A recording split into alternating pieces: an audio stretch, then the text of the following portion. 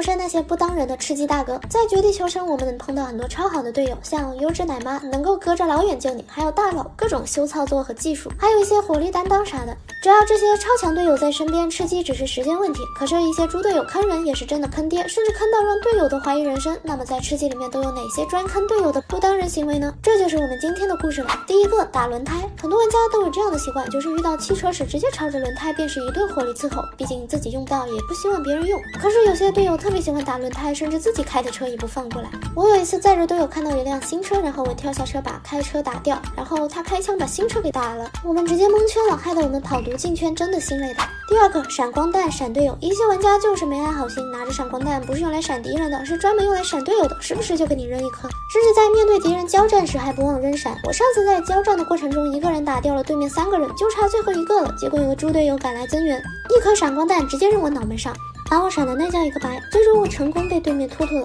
绝地求生不当人的吃鸡操作。